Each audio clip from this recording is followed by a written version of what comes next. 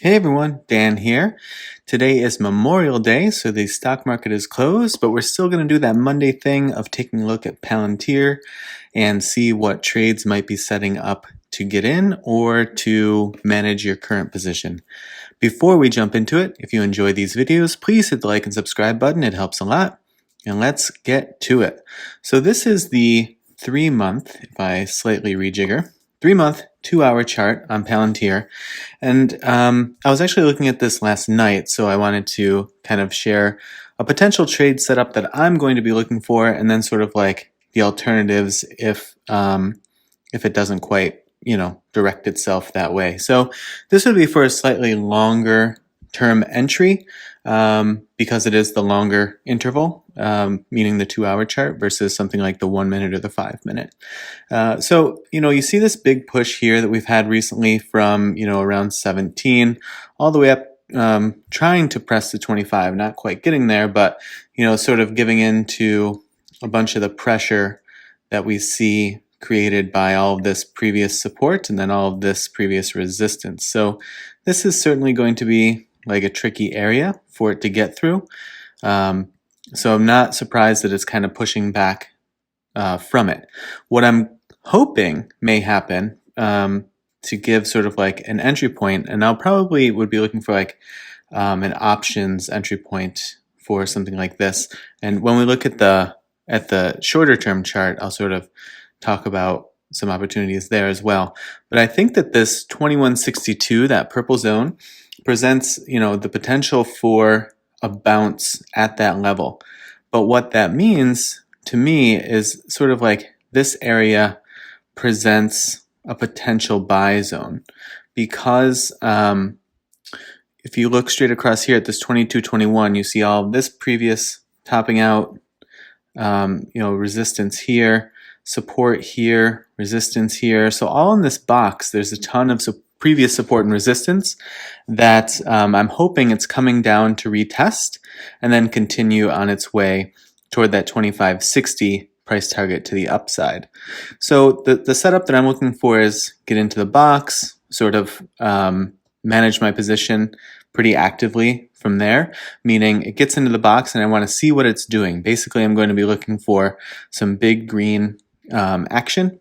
And so if I see it clearly pushing out or pushing or bouncing off of this box, that would be my indication that, I think that we're going to make a run toward 25. So that's what I'll be looking for. If it does continue to fall through that 2162, which could of course happen, it could sort of show like a false start, sort of, well, there's probably not exactly a good example of this, but it could sort of come down and then start to push up and then, fall down further. So basically what I'm going to do is set a stop loss at 1 ATR away from 20.78. So I know we haven't talked about this much, but you can certainly do some Googling and watch some other videos. So if I were to take this position right now, I would do 2078 minus this 56 cents that, is currently what the ATR is at. And that would leave me with what? 2022 would end up to be my stop loss there.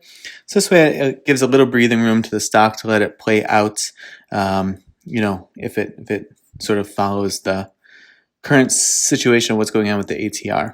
So that's what I'm going to be looking for. And then to the upside, that 2560 seems like a good initial target, and then that 2740. Obviously, the higher these are, most likely the longer they'll take to play out. If we actually look at the 6-month, which flips us to the 4-hour, you can see my higher price targets here, all the way up to 35. But there is some decent run room as we get into that like $30 range. I could see us sort of struggling a little bit around 30 because of this area here. And just sort of like the psychological nature of 30. But there is a ton of support here right around 30 and a ton of resistance here. So that will sort of play a factor, I think.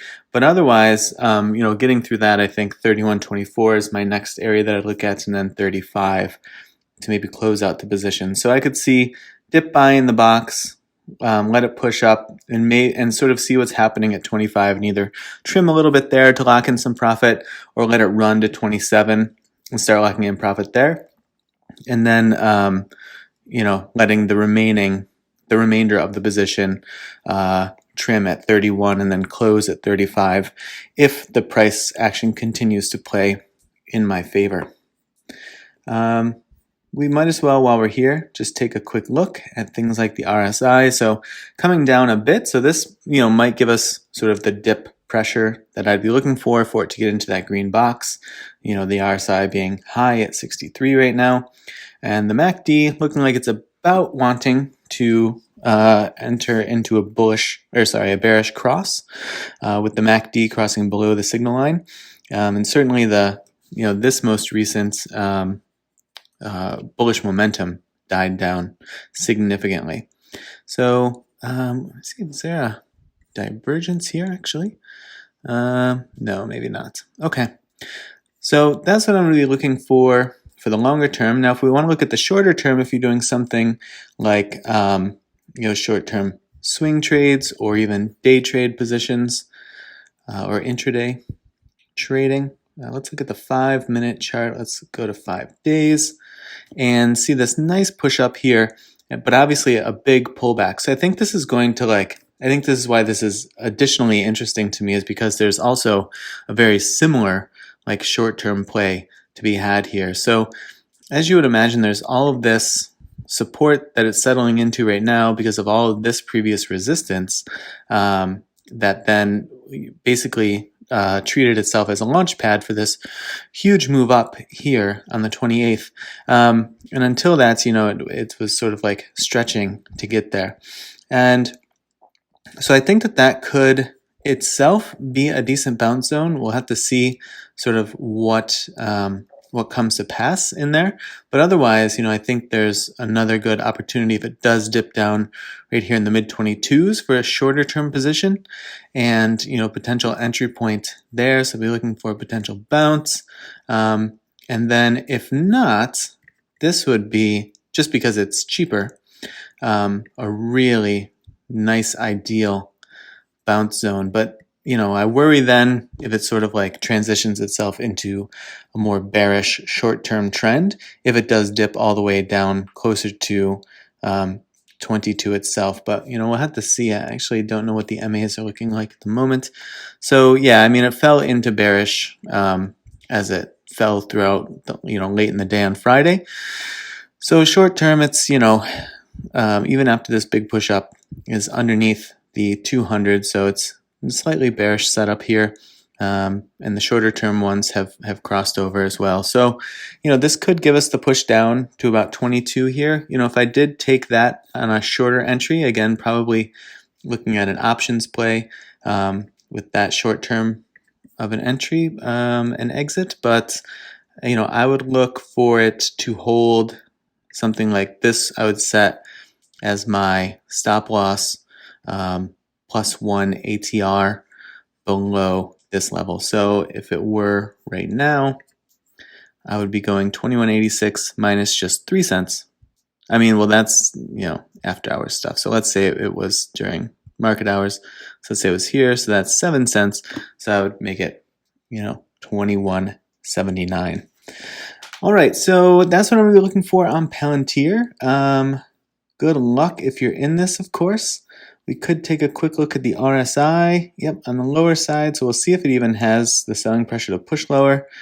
And everything's just sort of flattening out here. So it is below the baseline, so it does have a lot of potential for upside swing, and the MACD has been making higher lows recently. So it'll be interesting to see how those play into each other. But if not, this blue line right here, which is basically where the price sits right now, could be the bounce zone, because that's a huge pullback. They basically lost the entire move of the day on Friday. So big stretch up, but big pullback.